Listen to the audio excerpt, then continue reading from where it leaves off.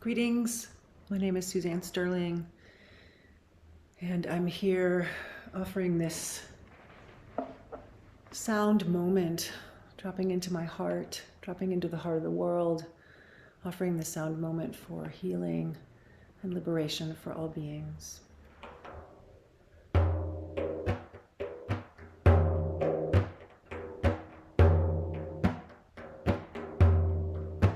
Hey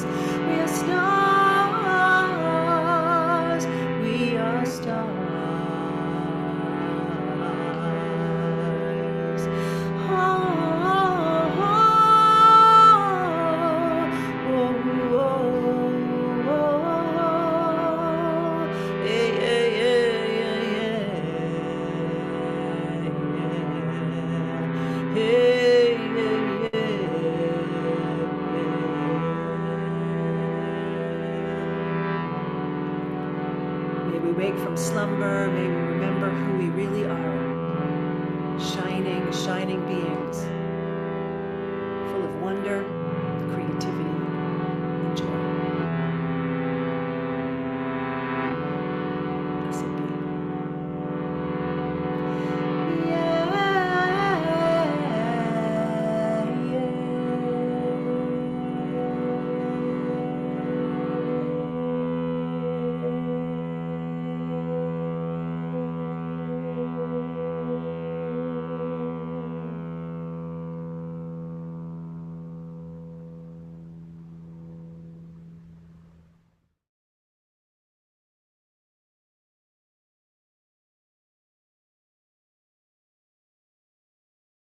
Welcome to another presentation of the Globe Sound Healing Conference. Now we have Suzanne Sterling. Hi, Suzanne. Hi, everybody. Suzanne is a musician, teacher, ritualist, and activist who has been performing and teaching transformational workshops for over 25 years. She's founder of Voice of Change trainings and co-founder of Off the Mat, Into the World, and Oracle Musicians Collective. She's been on the faculty of Globe Institute for over 10 years. She's Yay. been featured at hundreds of international festivals and conference centers, and she's co-founded the organization Off the Mat Into the World. She spent 15 years training leaders in spiritual activism and social justice and was director of numerous international humanitarian projects supporting local community resilience. Oh, for 25 years, she's worked with the International Reclaiming Community, creating ritual training teachers and offering year-long sacred leadership trainings. An award-winning musician, she's released 5 solo albums and numerous DVD soundtracks. Her workshops, performances, and classes are a fusion of ecstatic movement, sound and singing, ritual, and prayer. You know what I tell people about your class? What?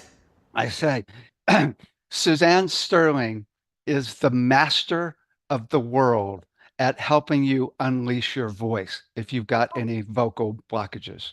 Wow, that's amazing, David. That's exactly what I say. And it's true. I mean, people come out of your class like, oh my God. But I say, if anybody's got throat chakra issues, take Suzanne's class because she'll get you in a vortex of bliss where you start making sound like you never imagined. And all of a sudden you're completely free. Yay! Well, it's my joy and pleasure. And, we'll do our best in the next hour and a half to get to some places of joy and pleasure because that's the point, right? The point is to experience the incredible pleasure of having this body and this voice. And they are instruments of grace. They really are. So, helping us all heal so we can get to the place where we accept that and then enjoy that is my goal. Nice. Nice. Yeah. Okay, here's the big question. If you had all the money in the world, what would you do to help people on the planet? Well, I love this question, and it's a difficult one. But I know that right now, in this moment, I would start feeding people and giving them houses because there's a lot of, particularly where I am from, in Oakland, California. There's a lot of I would say like food insecurity and housing insecurity, and that like the bottom line survival stuff is key. Once we get bottom line survival stuff, then we might be able to, heal some of our wounds. Then we might be able to help each other. Then we might be able to get to places where we're in celebration and joy. But we can't bypass that. We can't get to celebration and joy necessarily if we're starving to death. So that's my very practical, very Virgoan answer. Excellent. Excellent. Yeah. Okay, tell us about your presentation today. So today we're going to be talking about why voice healing is so important for these times, especially post-COVID. It's always been important for us to live into and embody the truth of our expression, but more than ever, that's true right now. And so I want to talk about the nuances, the complexity of what it means to really step into your voice, your truth, your authenticity. They're all interconnected. So we're not just talking about the physiology, although we will be talking about the physiology. And then we're going to be allowing ourselves to experience the medicine of our own sound as it massages us from the inside out via our voice and our vocal cords. It's really one of the most powerful instruments that we possess. And again, it's my life's work to keep working with my voice, my expression, because it's partly, part of the reason why I feel so passionate about it is because it's also a deep and profound wound of mine, and just really letting ourselves explore without a lot of pressure. So that's my goal for today, is that we explore, that we understand the complexity of it, that we have compassion for ourselves, and that we play. Nice. Yeah. Okay, let's blast off. Blast off. Okay, so greetings, beautiful humans. We're going to begin with a meditation just to bring ourselves here, just to bring ourselves into our bodies and come present time. So if you can, if you're sitting, try and sit up so that your hips are slightly above your knees, so you have a little access to that internal lift that might come as you begin to allow yourself to come into center. Maybe you're standing, probably most of us are sitting in front of our computers, and just begin to gently move your body and your hips. And as you gently move your body and your hips and your spine and your shoulders, begin to take some deeper breaths than you might have taken yet today. And then as you do that, begin to open your mouth and make a few sounds, just to get those muscles started moving and expressing. It doesn't have to be a beautiful sound. It's just any sound. Let it move through you.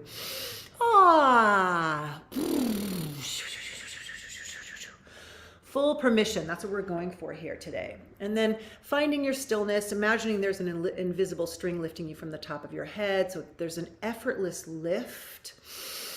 There's an effortless way in which we can deeply breathe and receive the oxygen that is coming our way.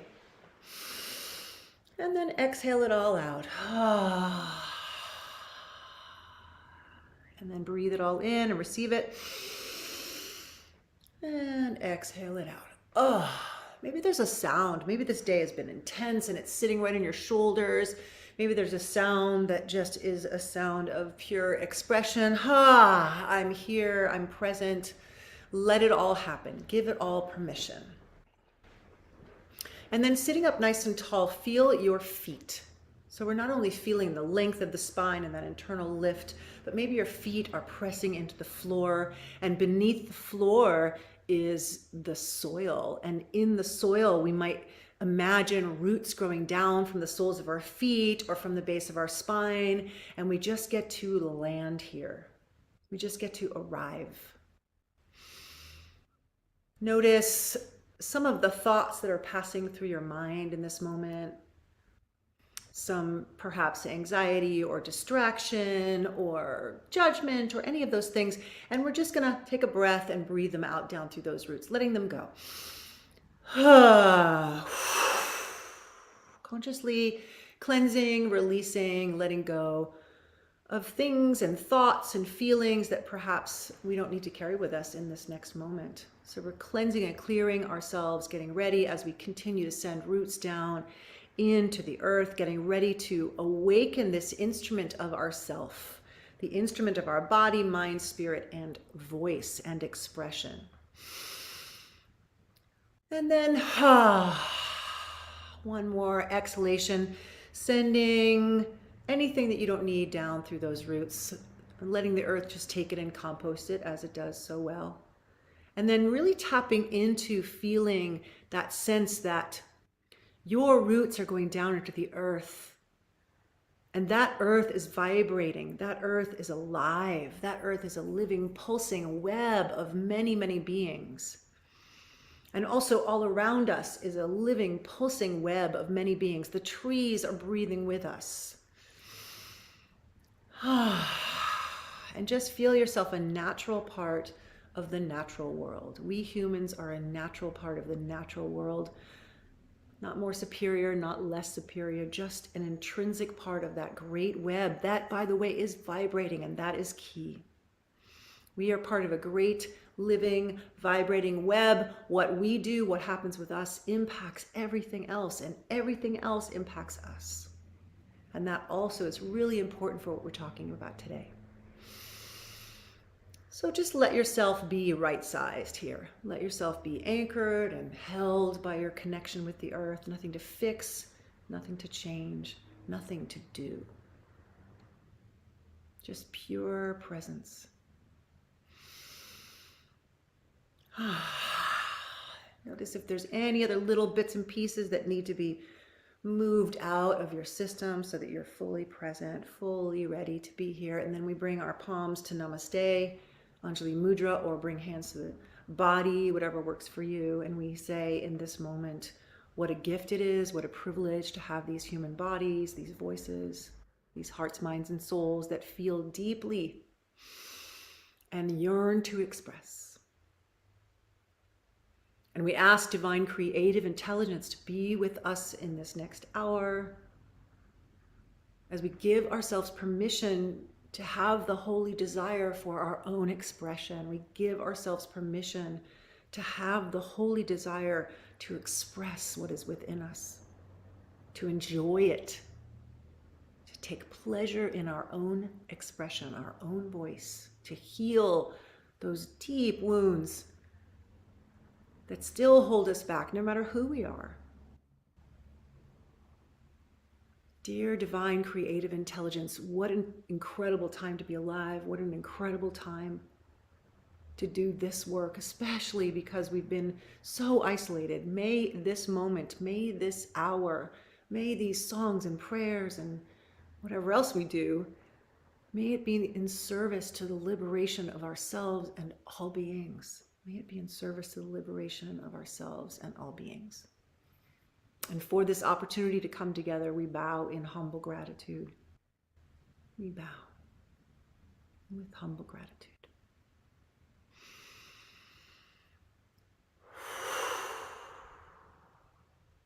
And when you're ready, just gently open your eyes slowly, but don't bring them to the screen yet. Just stay with your own internal experience. What is already beginning to move through you? Maybe some joy, maybe some grief, maybe some curiosity about what it is that you can do with your voice in this moment.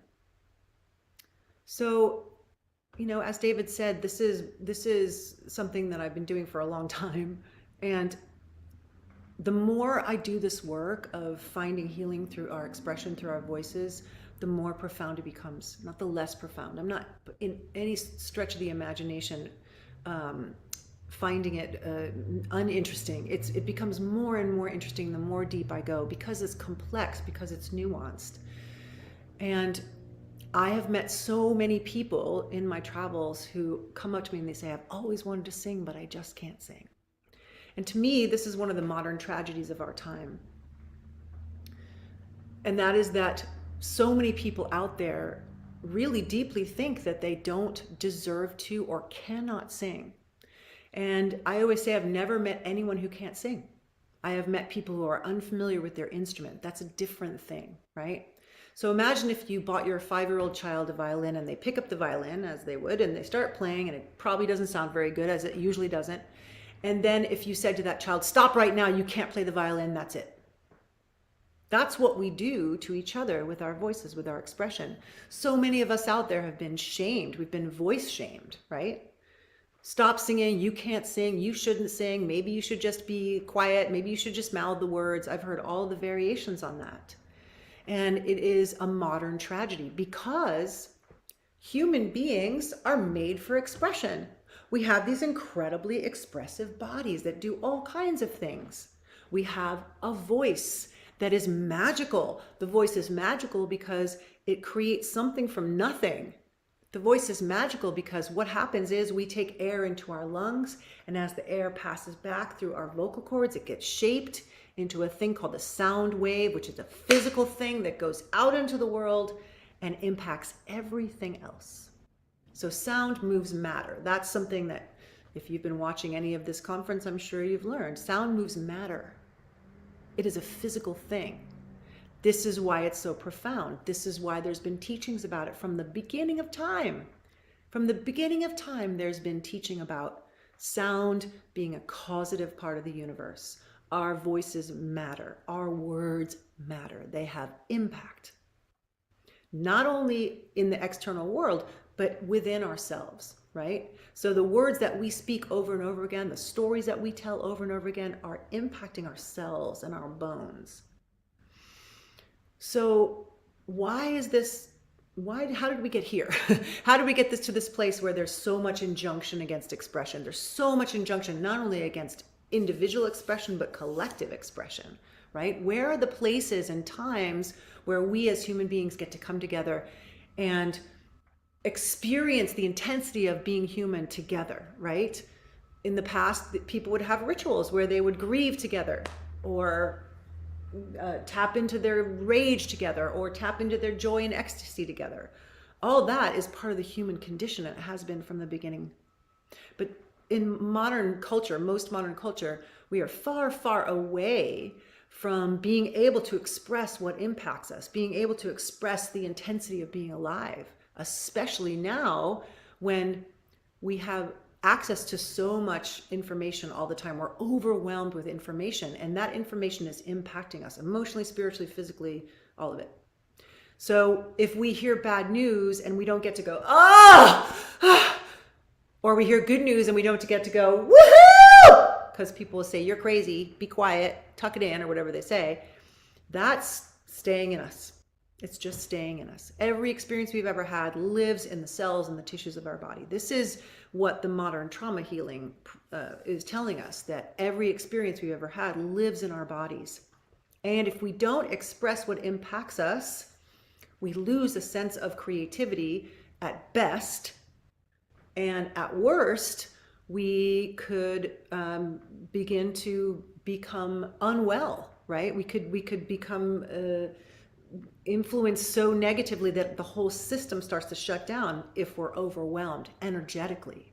If I'm overwhelmed and I have too much emotion going through my system and too much information coming in and no way to express what's impacting me, I might begin to go into what's called a freeze response, right? We know now from trauma healing that there are some responses to intense trauma. We've heard of fight, flight, or freeze, right? What happens when we go into a trauma response to an intense experience is, adrenaline and cortisol rush through the body. It's activating the muscles to begin to fight off the danger or flee from the danger. If we can't do either of those things, the whole system goes into freeze. And if we're constantly being bombarded and impacted by things and there's no way for us to express, and we're just holding on to it, holding on to it, holding on to it, and going, I'm okay, I'm okay, I'm okay, I'm okay, maybe for years, what happens is the whole system begins to contract, and we organize around those spaces of contraction, right?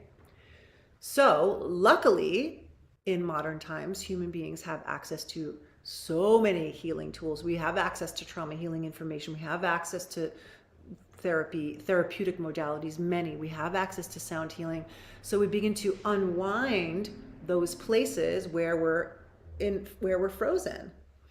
But we have to give ourselves permission. And that's where the voice is almost like the last frontier for people. Like, I know a lot of people who are willing to move their bodies, but when it comes to expressing themselves, the inner critic comes in and just goes, no, and shuts them down. I've experienced it too. I mean, it's part of my experience. Part of the reason why I do this work is because I was raised in environments that were unsafe, physically, emotionally, spiritually.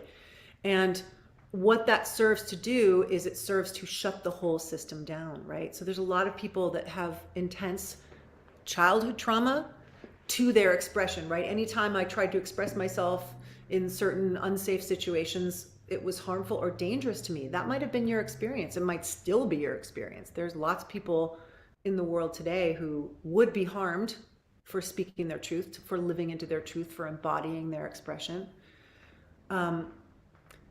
So I grew up in that environment, and what that did for me was it taught me to shut myself down. It taught me to not understand my own truth because I was vigilantly paying attention to what everyone else needed in the situation, so I was safe. Okay, that's one level of how our expression gets squashed. Another way that our expression gets squashed is if we're carrying ancestral trauma, right? If there was something that happened to our parents or our grandparents or people in our family, like, for instance, any kind of genocide, then or slavery, then that kind of danger to our system still lives in our DNA, right? So we're working out with that too. We're saying, oh my gosh, I'm carrying this. How do I unwind this? And then also, as I said before, in our day-to-day lives in this culture, there are a lot of people and groups of people whose voices are silenced or erased.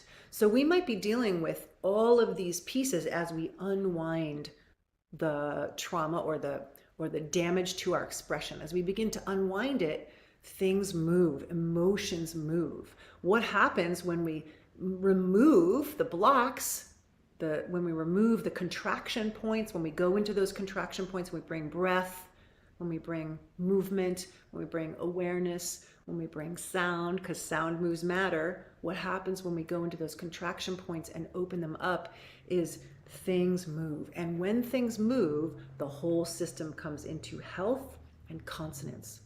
Okay? So if you think about it like singing or sounding is feng shui for the body. Feng shui is the science of energy, how energy moves. So in feng shui, and any system, any energetic system is healthy when it's moving, and it's not healthy when it's not moving. It gets stuck, and what happens when it gets stuck is it starts to calcify, or it starts to shut down, or it starts to even become toxic, right? Bodies are like that. Our bodies are like that. If the energy isn't moving, if the prana or the chi or the energy or whatever you call it isn't moving through us, if we're not keeping it flowing, then it can go into these stagnant patterns.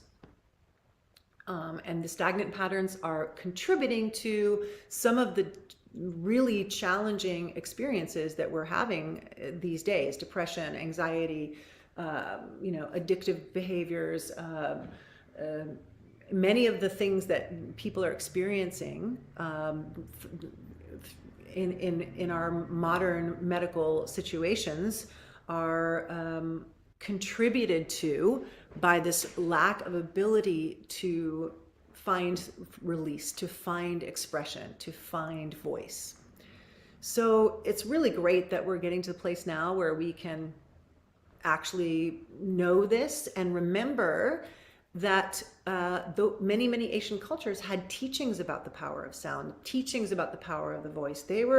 Many cultures talked about it, spoke about it, had deep lineages of teaching about the voice. And now what's happening is we're actually beginning to be able to prove it, right? We can prove that certain frequencies heal, and certain frequencies bring us to certain states of emotion or states of consciousness. We can prescribe states of consciousness through particular sounds. That's all ancient wisdom that was maybe intuited. Who knows how that came about? Maybe just many centuries of exploration. Now we have sophisticated measuring instruments that can measure these frequencies, that measure the impact of certain frequencies on our well-being.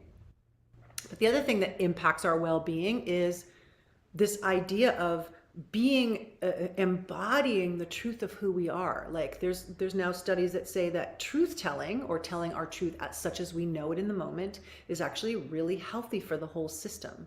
And when we live a lie, or when we are forced to live a lie, or when we're forced to live in secrets or to hold secrets, or there's a part of us that we've had to hide to protect ourselves, that is actually really damaging to our health system, which is a very interesting thing to think about, right? And so truth can be subjective, yes. And also it's really important for us to say, who is the authentic me underneath the conditioning that I've been given? And that takes maybe a lifetime of self-inquiry, which we can't really get into right now. But it's the point is that if I am able to live into and embody the truth of who I am, my system strengthens because of that consonance. My system strengthens. So one of the last things I want to talk about before we actually get moving is this idea of resonance. And again, if you've been watching these videos and the sound healing conference, you've probably already encountered this word, but it's a really important word, not only for singing, but for our whole health system. So resonance, there's many definitions of resonance, but resonance is, for our purposes right now, I'll describe it as when two or more vibrational patterns match up, there's an amplification of the field, okay? Amplification of the field. So there's all kinds of frequencies going on all the time. Humans are incredibly sensitive. We have this spectrum of perception, right? So light and sound are right next to each other in our spectrum of perception. There are lights frequencies that I can't see, like ultraviolet rays, but I know they're there. There are light frequencies that I can see, like the difference between red and blue. That's my perceiving the different frequencies or rates of vibration of light waves. Hope you're still with me. Sound, same thing. There are frequencies we cannot hear. We can't hear the high frequency of a dog whistle, but they have incredible hearing, dogs and cats both. We can't hear the low sounds of the sort of like purring, deep rumbling purr that elephants sing to each other over 5 miles. We might be able to feel them. If I sing a C note, this note, ah, that's 256 hertz or vibrations per second.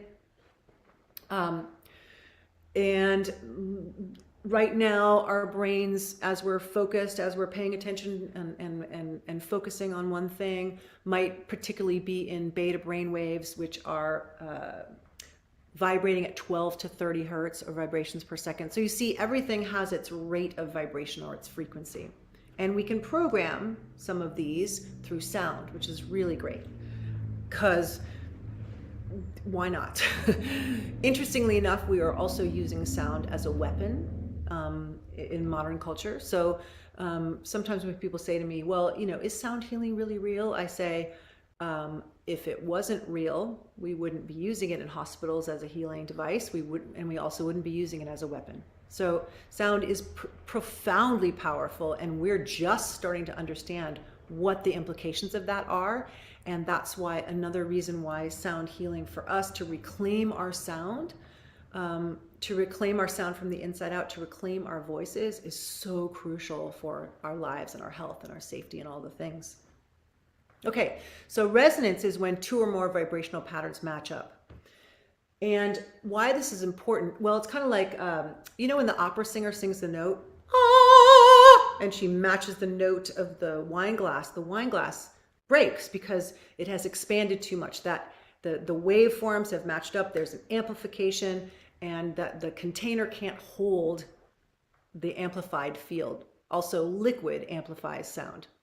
So this is really interesting because it's how dolphins see, right? Dolphins see by sending sound out through the water, and it comes back like a sound picture, like a sonogram. But also it's important because what I want to show you today is how to make your body into a resonant or a bunch of resonating chambers, right? How to resonate sound so that you don't have to work as hard as you think to get sound. And the sound that you get is an authentic sound. And the sound that you get is very powerful, but it's not forced or pushed. So I'll give you an example of the difference between the two. Here's a forced or pushed sound. Ah! Right? It's loud, but it's pushed. The air is forcing out through my vocal cords versus ah.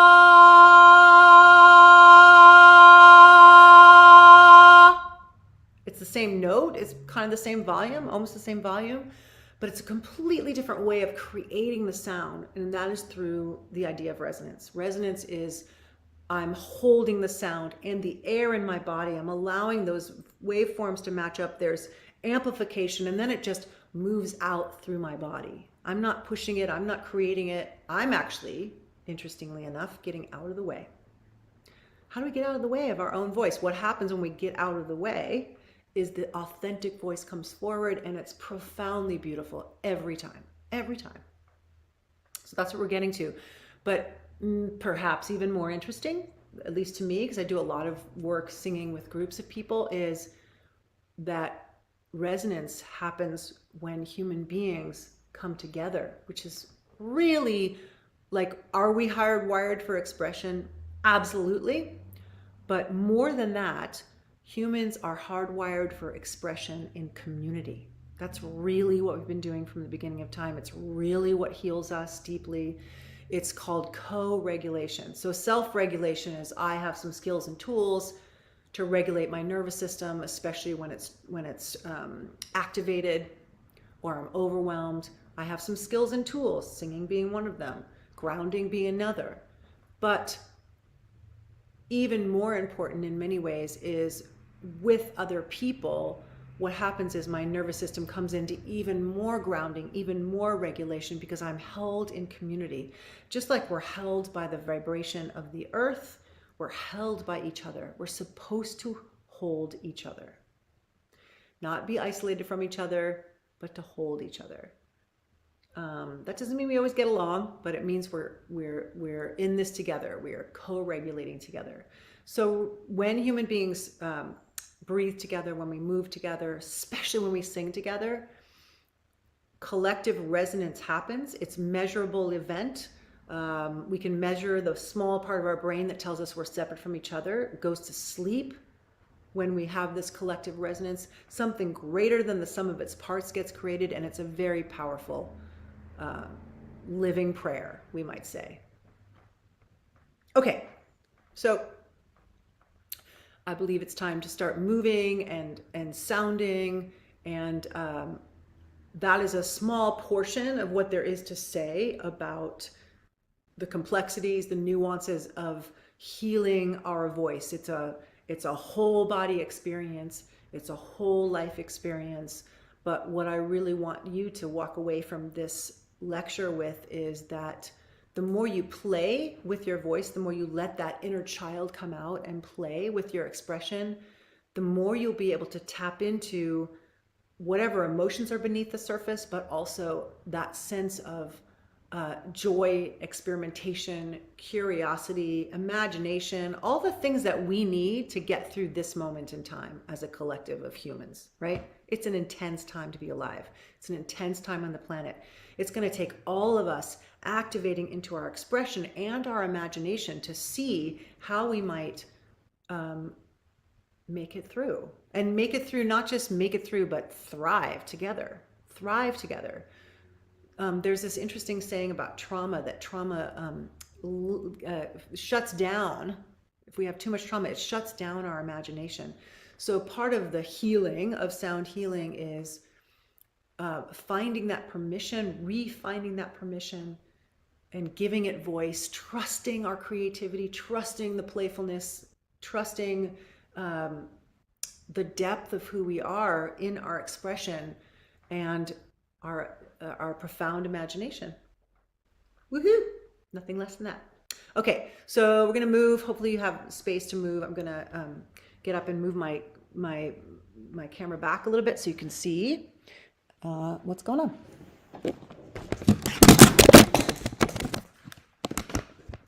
Okay. So we're gonna make some sounds. And we're going to move our bodies just for a minute because, as I said before, singing is a full body experience. I'm just going to get a little sound for us here. Here we go. All right, so you're in a space where you move your body a little bit. Can't hear you. Music's too loud. Here, I'll turn the music down. There we go.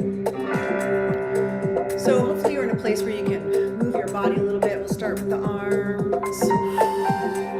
Just bring the arms forward and back. Still too loud. We'll roll the shoulders a little bit. We'll roll the shoulders a little bit like this. And what we're doing is we're lifting our feet, so we're kind of walking, nice and easy walking. We're rolling our shoulders back, we're moving our arms a little bit. Get your head and neck involved. And then start to move your mouth. Make some faces, relax and open your jaw. Make some sounds. So we're moving the whole upper body, arms, shoulders, maybe a little bit of a head and neck, but it's very gentle, and the feet are just walking, walking, walking. That's all we're doing is walking, walking, walking. Deep breaths. A little bit of sound. Now we're going to put our hands on our legs and we're just going to roll through the spine. So hands on their legs, roll the spine down and then roll it up. You're not going all the way to the floor. You're just doing a gentle little roll through the spine, waking up the legs. The legs are supporting. Exhale, fold it forward. Having the sound. Exhale. Inhale. And exhale as you roll up. Couple more of these. Roll up. Last one. Inhale, roll up. Now let's start to shake the legs a little bit. So you're just kind of feeling into your legs. And the feet, lifting the feet off the floor. And then we're just going to start to shake out some part of the body. Shake as you lift the knees nice and big if you can. You can do this sitting or standing. You're just shaking things. And starting to make a little sound as you shake.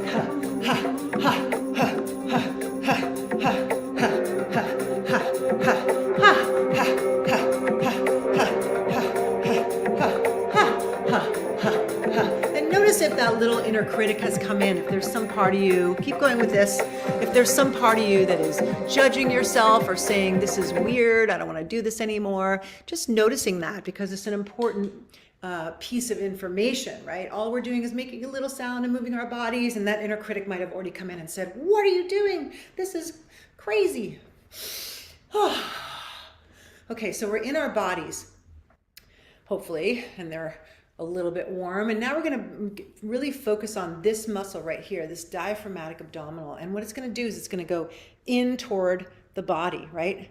And we're going to do that on an exhale. So ha, ha, ha, ha, ha. And it should physically move in. Ha, ha, ha, ha, ha, ha, ha, ha, ha. And we make a sound with it. Ha, ha. Ha, ha, ha, ha, ha. And you should start to feel it awaken, right? This is the singing muscle. We're trying to take all the work out of the throat and bring it down into the core abdominals, okay?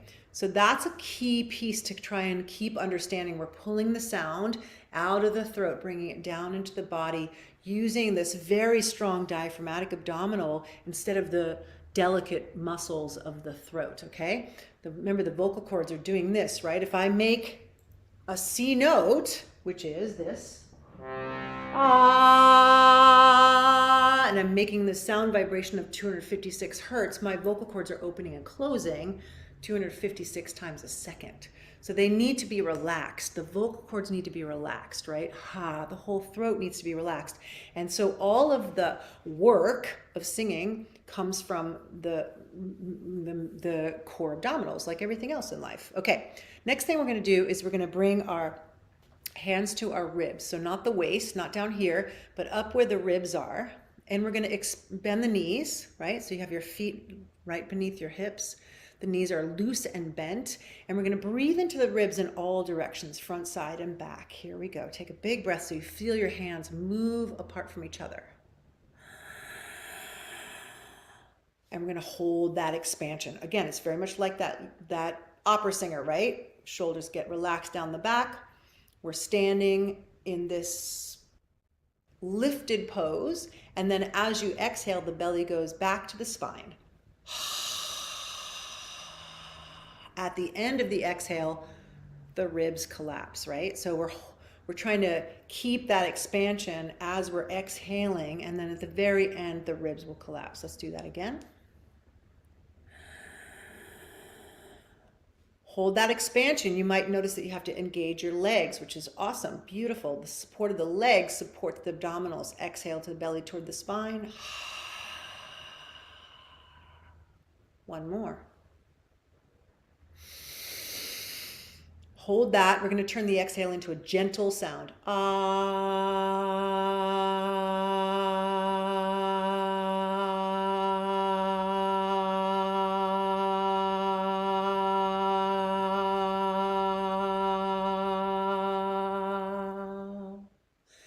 And you might notice that it feels good to be able to sing a little bit longer, right? Because you're not forcing that air out, you're actually holding it in and using the core abdominals instead of all the air to get the sound that you want to get. Let's do that one more time with the sound. Breath. Feel your feet, feel your legs. Ah,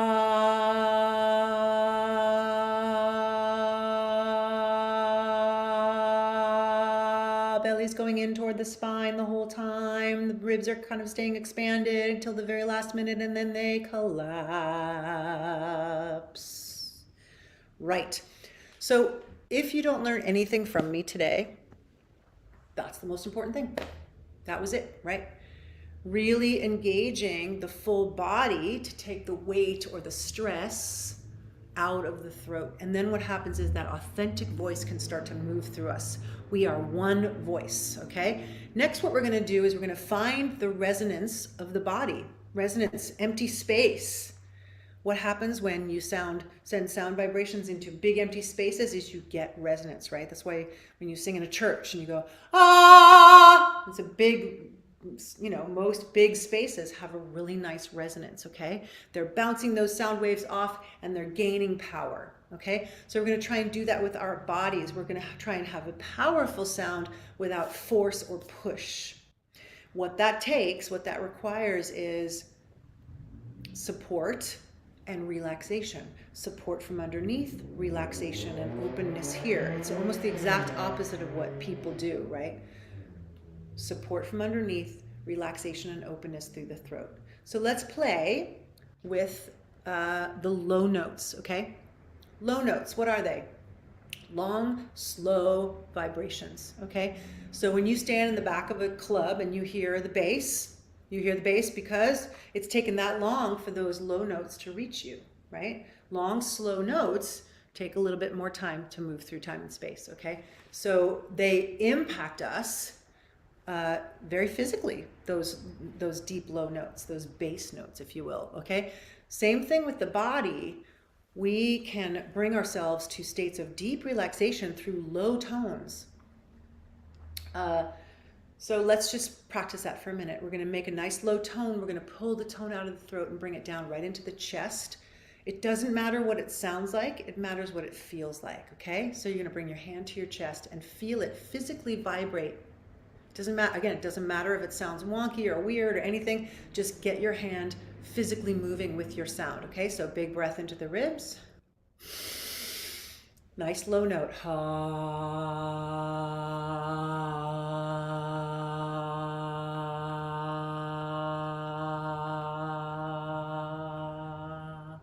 You might even feel the note vibrating in the back of your heart too. Let's do it again.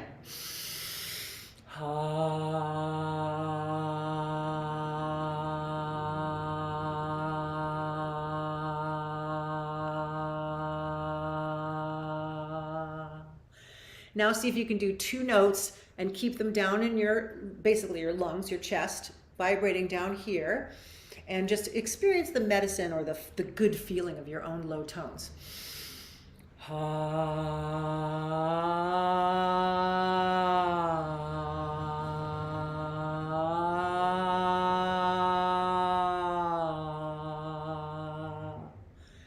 Beautiful. Okay. So the low notes. So if I could take this keyboard right here and I could superimpose it over my body, it would be exactly the same. Like, it's very logical. The low notes vibrate and resonate here. There's a sweet spot in your body for every single note in your vocal range, right? So all we're doing is getting familiar with the territory of the voice. Where does the voice live in my body, okay? It's said that singers can sing without hearing themselves because they know physically where every note lives in their body or resonates in their body. So the low notes resonate down here. The next one is the most interesting one because all the notes go through the throat and we want the back of the throat to be wide open like this. I'm going to show you the back of my throat for a minute. Actually, I want to see what's going on there. So what we're looking for the soft palate to lift and the tongue to drop down into a concave shape. You should be able to see the uvula, which is the little thing hanging down the back of the throat. It actually isn't moving like the cartoons tell you it is. Here we go.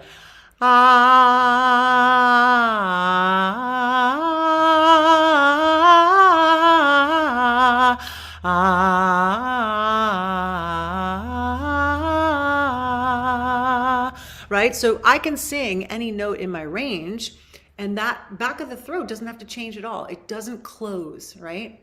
So a lot of people, when they're trying to get higher notes, they close on them. Ah,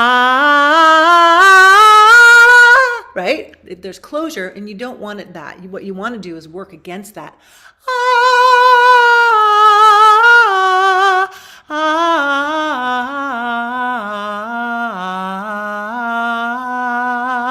and you can practice that. I practiced it for years. I still practice it, right? Looking in the mirror. You can take a pen or a tongue depressor, put it on your tongue, press your tongue down, and just get the back of the throat open, okay? So let's do a mid-range note. That is to say, a note that lives in your throat. And we're going to start the note really small, and then we're going to expand it, okay? So we're not pushing and forcing it out in one direction.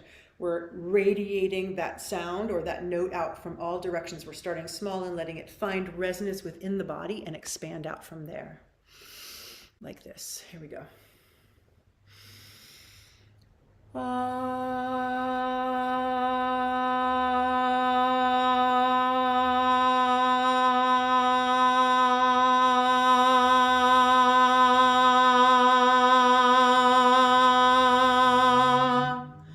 You're opening the throat and you're imagining that the sound is just expanding out into the room. Let's do it one more time. Big breath, feel your feet.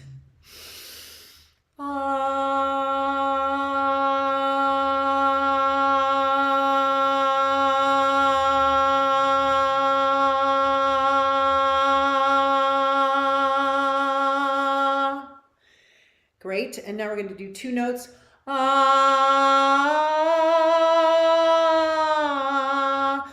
As you get to the high note, the impulse is going to be to close, and what you want to do is actually open against that by using your core abdominals. And here we go.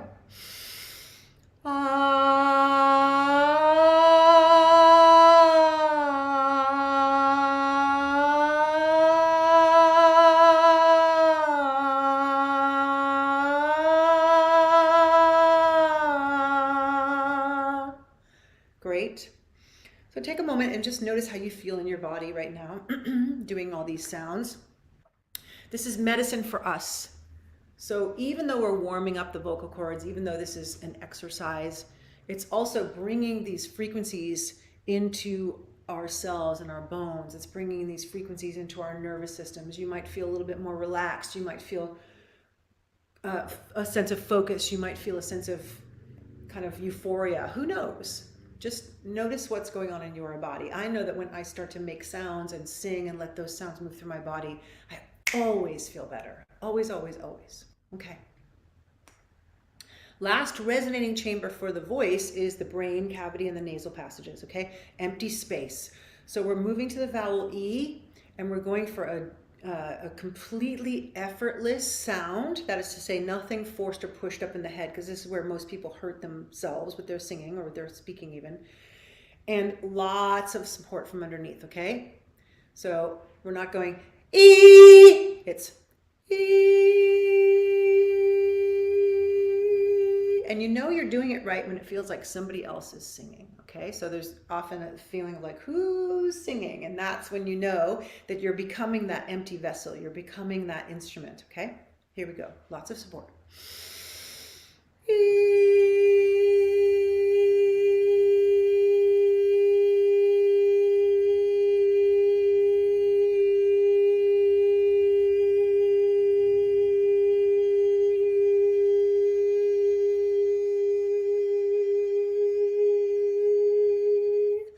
Also might feel like you could just stay there forever because it's effortless, right? Woohoo! Let's do that one more time.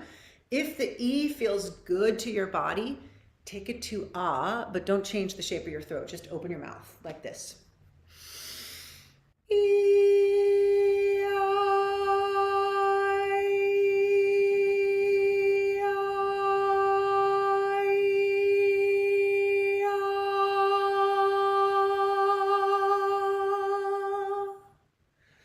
Okay, now you have a sense now of the range of your voice, and you can begin to sing in all these ranges, and you can begin to speak in all these ranges, right? The more dynamicism that our speaking voices have, the more we inhabit our speaking voices as melodic instruments, the more interesting our expression becomes, okay? So let yourself play with your voice. All right. Last thing we're going to do is put them all together with a sound ah, moving down through the body, top note to the low note. Just let the sound move through the body.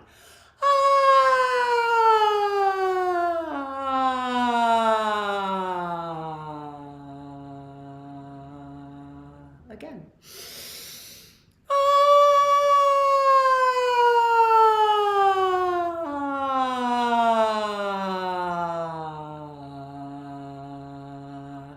We're just allowing for that sound to find its way all the way down through the body, seeing if you can imagine it going through the back body now.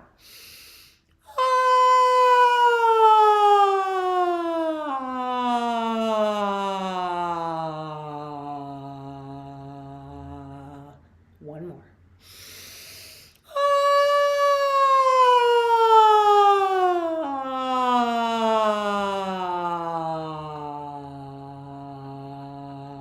Okay, so that was a thorough, if brief, warm-up for the body and for the vocal cords, and that's a really important thing to remember too. Again, people think they should be able to just open their mouths and something amazing comes out, but we want to actually warm up the vocal cords, cool down the vocal cords, treat this beautiful, amazing instrument that is us, that is our voice, with care. Okay, so now we're going to, you can sit if you'd like. We're going to find our way to a seated position. Please note that when you sing, sitting, it's a little different than when you stand, okay? So when we stand, we have access to our feet, our legs, but when we sit and sing, we have to engage glutes, right? Yeah, glutes. I said that, yes I did. So you're engaging, hopefully your feet are on the floor, you can feel your legs still, you're engaging your glutes, and you're creating that environment where your hips are higher than your knees, and you can access your core abdominals. Because imagine that you don't, if you're like sinking into your chair, you no longer have access to your core abdominals. That's gonna be problematic for your voice. Okay, first thing we're gonna do is, I'm gonna play a note, and I want you to match the note and find where it lives in your body. Okay, so for instance,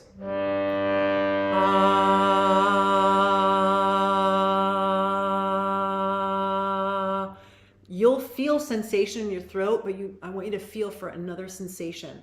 This one for me is right here. Where's this one? It's a little bit lower. It's a little bit more in my solar plexus even, okay? So we're just playing with that. Let's go with that first note.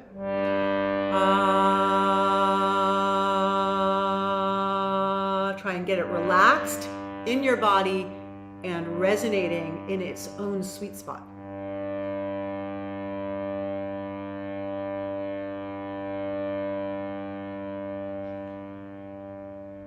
Next note.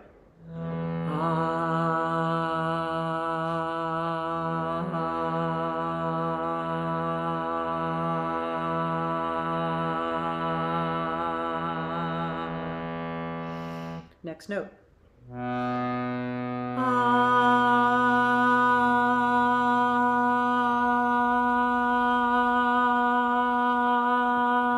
For me, we're getting right to the middle of my throat here. That's where I feel the sensation. And then the next note.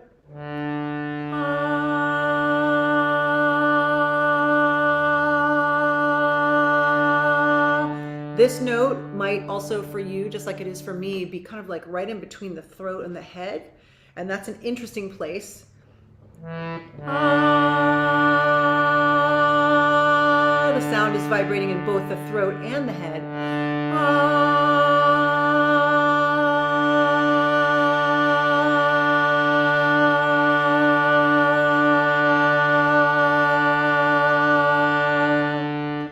And this one.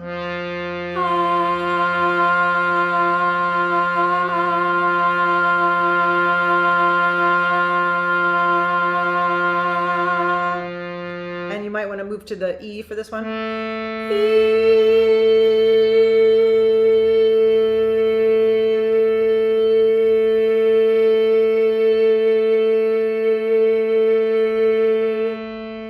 So this is something you can do if you have a piano, you have any kind of keyboard, you can just sit down and play notes and feel them in your body.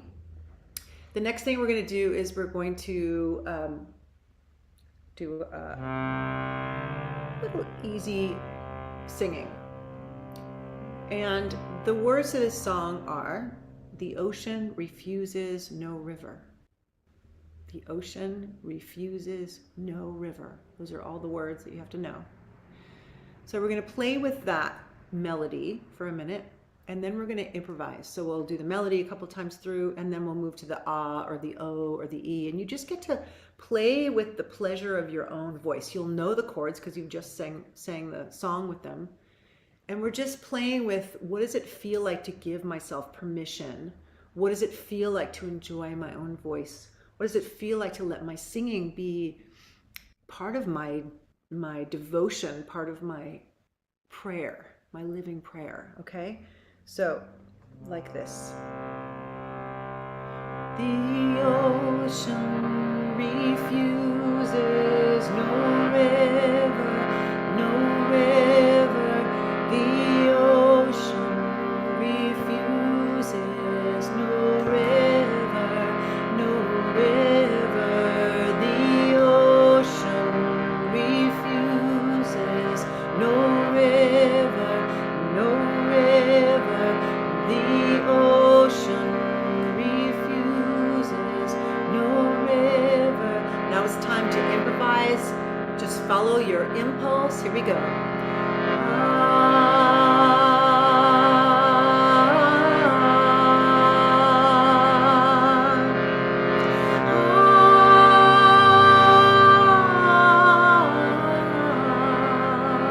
And again.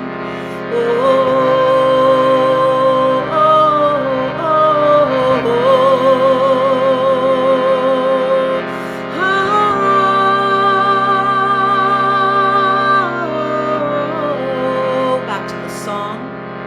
The ocean refuses no river, no river.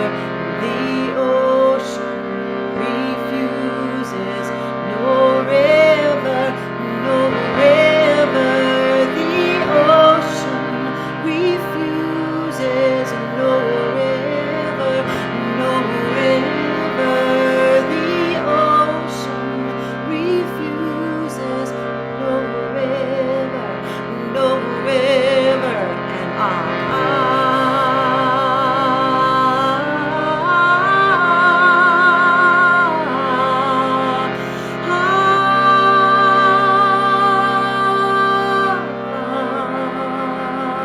And find your own melody.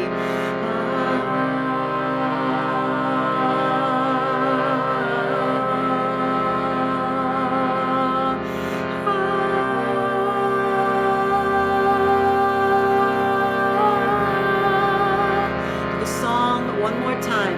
The ocean refuses no river, no river.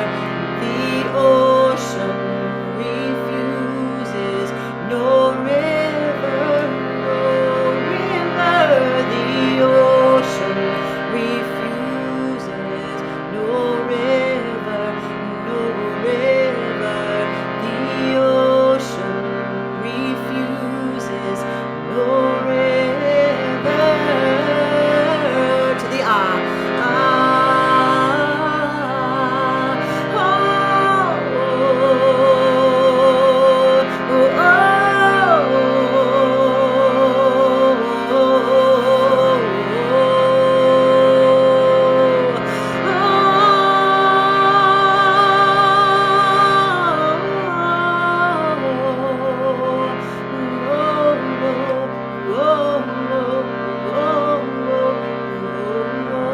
Now sing it like a lullaby, like a lullaby to a child.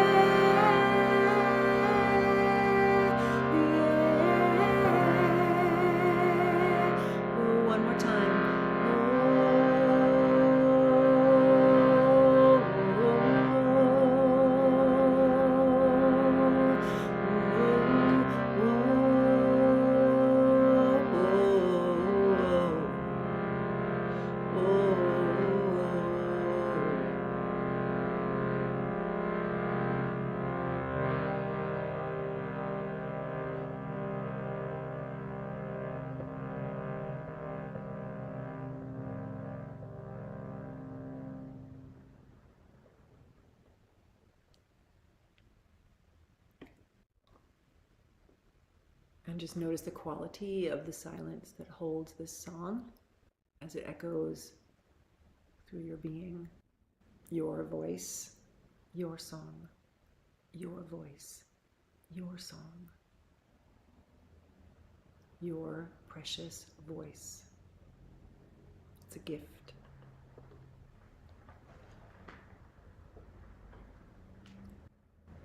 Keeping your eyes closed, if you will, if that works for you, or opening them but relaxing the gaze.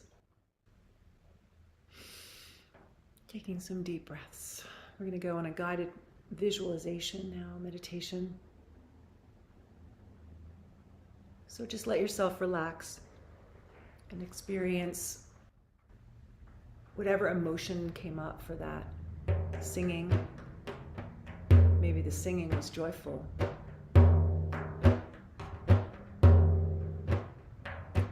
Maybe some grief came up around feeling like you could not or should not sing. Maybe some judgment came up, or the inner critic came in and shut you down.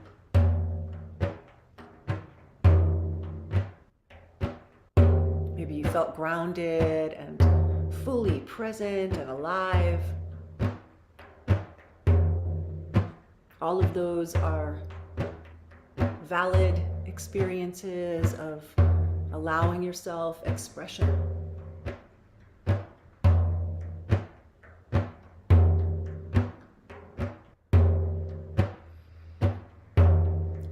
So sink in for a moment into this moment in your own life, this moment on the planet. Perhaps you've been feeling the intensity of it. Perhaps you've been feeling the impulse, the deep, holy desire to be of service, to be a healer, to heal yourself first and foremost, and then to support the healing of others. Trusting that holy desire, trusting that part of you that says, I want to sing. I know it's important that I sing. I know it's healing. It's enjoyable. It's profound. And ask yourself what it is that you would like to do with your voice. Would you like to just enjoy it? Would you like to create sound and song throughout your day? Would you like to sing alone in the car? Would you like to sing with others? What is it that's calling you to heal your own expression? Again, for your own enjoyment first and foremost, and then perhaps in some way in the world. Only you know that holy desire that lives in you about your own voice. But your voice is important. Your truth is needed.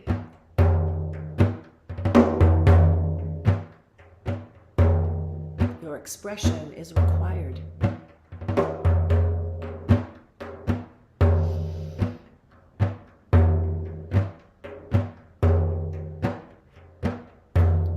So in this moment, I'm going to invite you to take your mind back to a time when you decided to stop your expression, or when your expression was taken from you, your voice. Maybe it was an offhand comment. Someone said, you shouldn't do that. Or maybe someone harmed you for using your voice or speaking.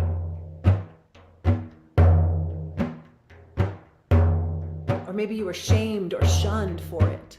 But we're going to go back to that moment in time when your voice was taken or when you gave it away, and we're going to take it back. We're going to reclaim it.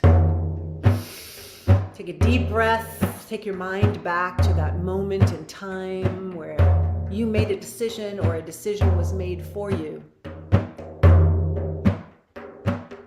Notice the circumstances, the other people with you here, and we're just going to, with our minds, maybe even with our bodies, bring it back, bring it back, bring it back, call it back. Anchor it back. Might even say, I reclaim my voice from that moment. I reclaim my voice from that moment. I reclaim my voice from that moment. It's my voice. And I call it back. And I am grounded and anchored and safe. And I call it back. My voice. In this moment when I am grounded and anchored and safe, I call my voice back into my body, back into my life. I call it back. I breathe it back. I anchor it into my cells and my bones and my nervous system.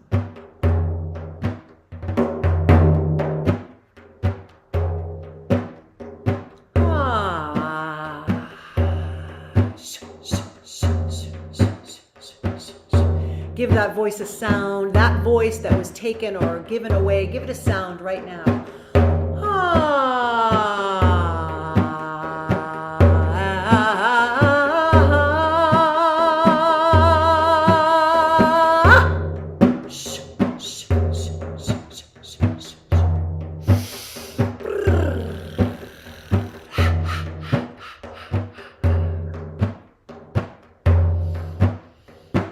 Now imagine, see yourself in your mind's eye, in your imagination, expressing yourself. See yourself in your mind's eye, in your imagination, singing songs. See yourself in your mind's eye, in your imagination, speaking truth that liberates you and others, speaking truths that are true and real.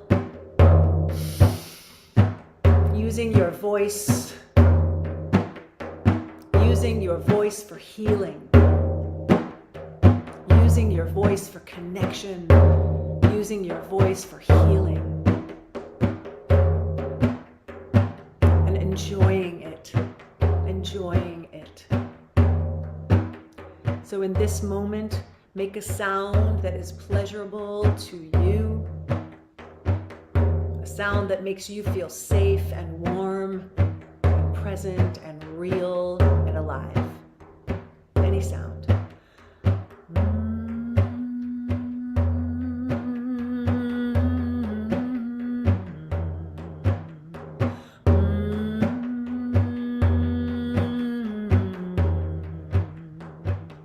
Do it again.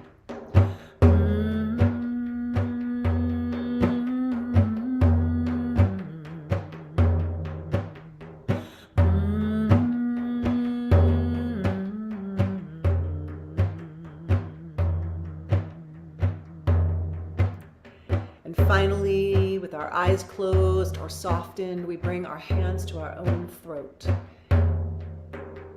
giving thanks for this voice and making some kind of commitment, making this commitment here and now to give it permission, permission to express, permission to create, permission to express, permission to create, permission to express, permission to create. I commit to this voice. I commit to the power of this voice. I commit to the joy of this voice.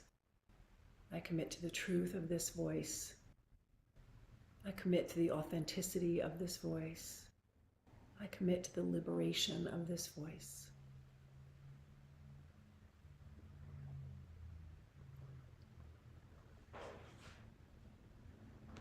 And then bring your hands to your own body or to any kind of prayer position that works for you in this moment.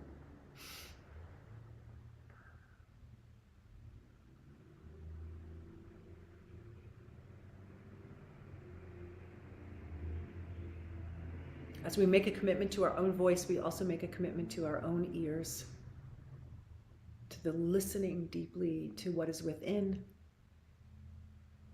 to sharpening our powers of receiving information through our ears, to really deeply receiving and listening to the world.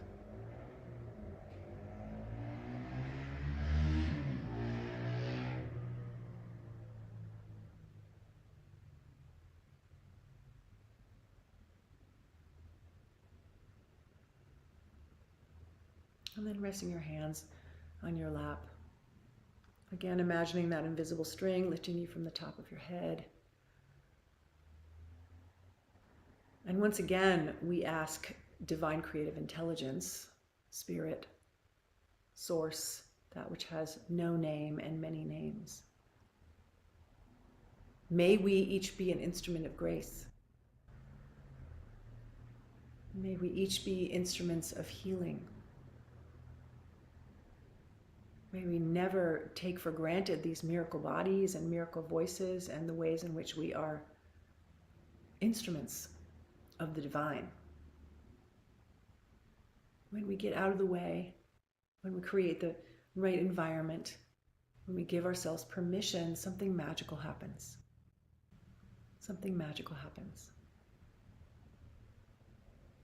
Perhaps we have that spark of inspiration or imagination. Perhaps we have a moment of feeling connected to all beings. Perhaps we have a moment of the absolute splendor of a consciousness that is alive and awake and singing like the whole universe.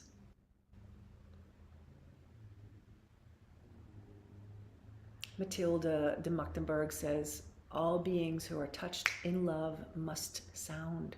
All beings who are touched in love must sound. So may we be touched in love, and may we sound, not only on our own, but together. May we all be the living prayer that refutes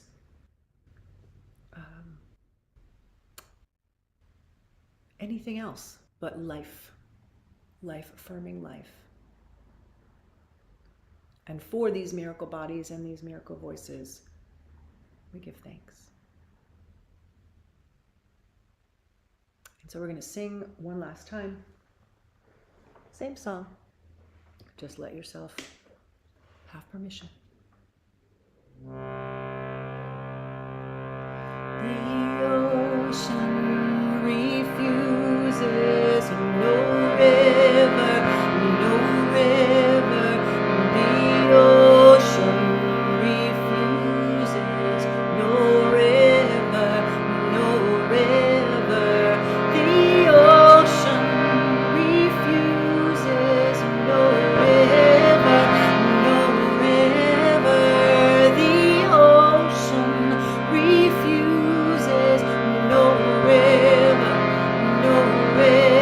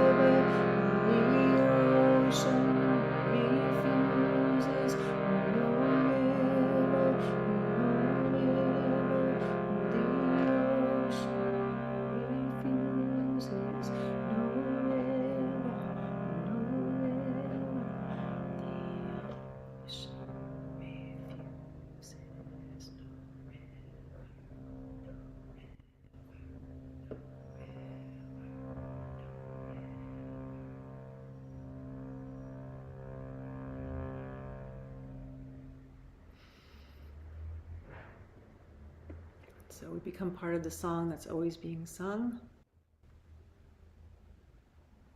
and is always being sung through us.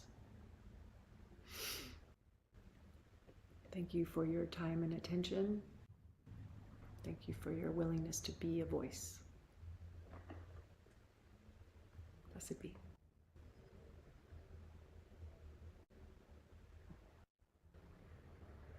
So nice to have sound and do sound instead of talk about I agree. I it. mean, you can talk about it all day, right? But then it Right, takes right. So I got getting. one thing that I was thinking about is what would the ideal parenting with kids be? Such a good question. I mean, the first thing I think of is, first of all, get them making the sound and of how they're feeling all the time. You got to get that from the beginning, I mean, because they were doing it when they were babies, so it's like this. It's not like they didn't Yeah. know how to do it, right? Wow, right?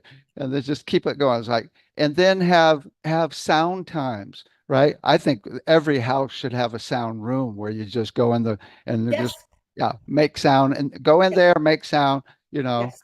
I I yeah. had a therapist who had a room like that. She'd be like, go in the room and, do your anger work or your whatever and just, hit things. And it was amazing to have full permission to express, right, in this room where you weren't for yourself or anyone else. And with kids, I do actually think it's important because I don't know if you've been around a lot of kids, but they can be really loud and it's really hard to adult around a lot of children. So Hmm. I agree. I think there's times when we can just like give them full permission, go for it, and then other times where we're like, this is a moment where you actually, you know, aren't making a lot of sound. I think it's Hmm. important because I know a lot of parents who are like, this is great, but my kids make sound all the time and I can't stand it, right? So it's a balance. Uh-huh. Perfect. Perfect. Oh my God, that would just be. I mean, already we did the classes with the 3 to 6 year old. I don't know if I told you. We had Krissa. Did I tell you about Krissa? Krissa is like 4 years old, and she goes, "Can we make the sound of love?" And I'm Oh, like, "Okay, you want to lead it?" And she goes, "Oh yeah." And she goes, "Ooh." And then I had the shift class, and I had 500 students in the shift class, and Krissa's mom was in the class, and Krissa's there with her. nice. And it's like the first class, and 500 adults still scared to make sound, right? And I said, Krissa, you want to lead these 500 adults with the sound of love? And she's a graduate, right? So she goes, oh, yeah. Nice. 4-year-old That's goes, great. ooh, and leads 500 people with the sound of love. That's amazing. Yeah. Yeah. So I've had never be experiences scared where again to make sound. I've had experiences where friends had babies. I was co-teaching with a friend who had a baby and she just had a baby on her back the whole time she was co-teaching and he was pretty young and we did this whole sound class, right? And then after that he was just off. He was just making sounds all the time and she was like, "This is amazing. He never made sound and then he went through this sound class with you and then he's making sound all the time now." So yeah, I kids love are it. very they're like perfect examples of what I'm talking about that we're hardwired for it, you know? Right, right. Yeah. Thank you for your wisdom and your work. My pleasure. Thanks for having me. And I hope everyone has a great time. Until next time, take care.